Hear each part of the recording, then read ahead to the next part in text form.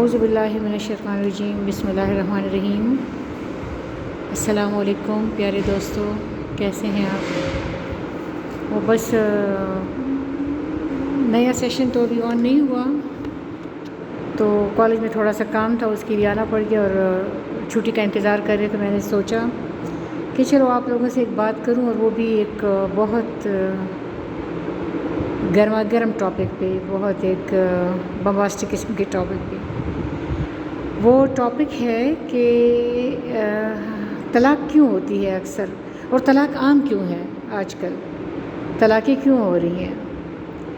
تو اس میں پھر میں نے دو قسم کے وہ دیکھے، دو قسم کی سائیکیز دیکھی کہ طلاق کیوں ہو رہی ہے نا، اس پہ بھی بات کریں گے۔ یہاں مطلب چونکہ میں ہوں تو صوبہ سرحد سے اور زندگی گزار رہی ہوں صوبہ پنجاب میں، تو میں نے ایک چیز بڑی تگڑی نوٹ کی کہ جو ہمارا KPK ہے نا، پختونوں میں طلاق جو ہے نا، وہ عورت کے لیے گالی نہیں ہے، مردوں کے لیے گالی ہے۔ مطلب جیسے پنجاب میں نے دیکھا ہے کہ عورت کو اس کے لیے پریشان کیا جاتا ہے، اگر عورت کو طلاق ہو جائے تو اس کی عزت گھٹ جاتی ہے سوسائٹی میں، لیکن ہم پختونوں میں اگر مرد اپنی بیوی کو طلاق دے تو عورت کی عزت نہیں گھٹتی، عورت کو وہی مقام مرتبہ حاصل ہوتا ہے، بلکہ وہ سارے گاؤں کی بہن بیٹی بن جاتی ہے۔ لیکن مرد کے لیے یہ گالی ہے، اور مرد کو کہا جاتا ہے یہ فلانا زن طلاق ہے۔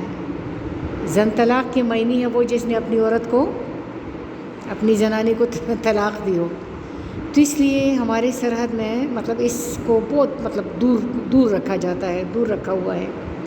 ایک اور چیز میں نے دیکھی کہ وہاں پر جو عورت ہے وہ بڑی تگڑی ہے، جو ینگ لڑکی ہے وہ کمزور ہے۔ یہاں پر میں نے دیکھا جو ینگ لڑکی ہے وہ تگڑی ہے اور جو عورت ہے وہ کمزور ہے۔ بہت کچھ میں نے نوٹ کیا۔ ایک اور چیز میں نے یہ نوٹ کی کہ اب دیکھیں، چھوڑیں اس بات کو، ہماری ایک فیکلٹی میں ایک خاتون تھی بڑی زبردست، بڑی پیاری، تو ان کا نا ایک بیٹا تھا، وہ بہت پیارا سا تھا، میں اب اس کا نام بھول گئی ہوں، پتہ نہیں کیا نام تھا، ویسے اگر یاد بھی آئے تو میں نے اس کا نام نہیں لینا تھا۔ وہ جو بچہ تھا نا، مطلب 7-8 سال کا ہوگا، تو وہ چلتا نہیں تھا، وہ اچھل کے چھلانگے لگا کے دوڑا کرتا تھا۔ تو میں اسے کہتی تھی بیٹا جانی گر جاؤ گی، کیا کر رہے ہو؟ تو وہ کہتا تھا آنٹی میں گھوڑا ہوں، گھوڑا۔ وہ ایک بہن اور بھائی تھے نا، تو وہ خود کو گھوڑا کہتا تھا۔ پھر اس کے بعد اس کی ماں نے خلا لے لی، اپنے شوہر سے طلاق لے لی، اور جب اس نے اپنے شوہر سے طلاق لی تو جو بیٹی ہے وہ باپ کے پاس چلی گئی، جو بیٹا ہے وہ اس کے پاس رہ گیا۔ اب وہ جو بیٹا جو اپنے باپ کی محبت سے اور بہن کے ساتھ سے محروم ہو گیا، جب وہ اسے کالج لے کے آتی تھی نا، وہ سر جھکا کے بیٹھا ہوتا تھا، اور کبھی چلتا پھرتا تھا نا تو آرام سے آرام سے چلتا تھا نا۔ تو میں وہ اپنی اس کولیگ کو کہا کرتی تھی، میں کہتی تھی میم آپ نے نا اپنے گھوڑے کو کھوتا بنا دیا۔ تو طلاق میں سب سے زیادہ نقصان جو ہے نا وہ بچوں کا ہوتا ہے، سب سے زیادہ جو بربادی ہوتی ہے وہ بچوں کی بچے برباد ہو جاتے ہیں۔ اچھا، سب سے دیکھیں ہماری سوسائٹی میں ایک مسئلہ ہے کہ ہم برداشت کرتے ہیں، ہم کہتے ہیں میں برداشت کر رہی ہوں۔ بھائی برداشت کیوں کر رہے ہو؟ تم تسلیم کیوں نہیں کرتے؟ جب تم تسلیم کرو گے، مثال کے طور پہ اگر میں بحیثیت ٹیچر کی اگر سختی کرتی ہوں اور ایک بچہ مجھے برداشت کر رہا ہے، تو اس بچے کی جب بھی برداشت کی حد ختم ہو جائے گی، تو جیسے باراک اوباما نے اپنی کتاب میں ذکر کیا ہے نا کہ برداشت جو مطلب انسلٹ اور اذیت، مطلب بے تحاشا غضب، انسلٹ اور بے تحاشا غضب کے درمیان بہت پتلی سی لائن ہے۔ تو اگر ایک بچہ مجھے میری سختی کو برداشت کر رہا ہے، تو عین ممکن ہے کہ وہ بچہ جب اس کی برداشت ختم ہو جائے گی تو وہ میرے ساتھ بدتمیزی کرے۔ لیکن اگر ایک بچہ مجھے تسلیم کر رہا ہے کہ یہ میری میم ہے، یہ میری روحانی ماں ہے، یہ میری خیر خواہ ہے، تو پھر وہ مجھے تسلیم کرے گا، اور تسلیم کا بہت بڑا جگرا ہے، تسلیم کرنے کا بہت بڑا جگرا ہے، مان لینے کی بہت بڑی عافیت ہے۔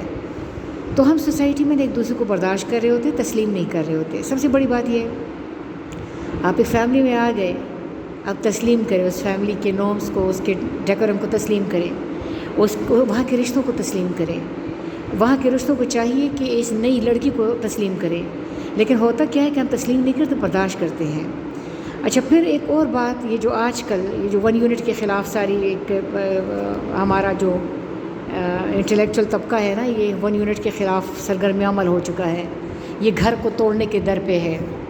اللہ معاف کرے، یہ جس طرح یہ نئے نہیں ہے، یہ کیا نام ہے، وہ موٹیویشنل اسپیکر جو ہیں، وہ جو گھر کو تباہ کرنے پہ تلے ہوئے ہیں، اور وہ کہتے ہیں کہ ہاں اگر تم نباہ نہیں کر سکتے تو طلاق لو، طلاق لو، طلاق لو۔ طلاق مت لو، میرا مشورہ ہے کہ طلاق مت لو، میرا مشورہ ہے کہ انتظار کرو، تسلیم کرو، اور یہ تمہاری زندگی کا خزاں ہے۔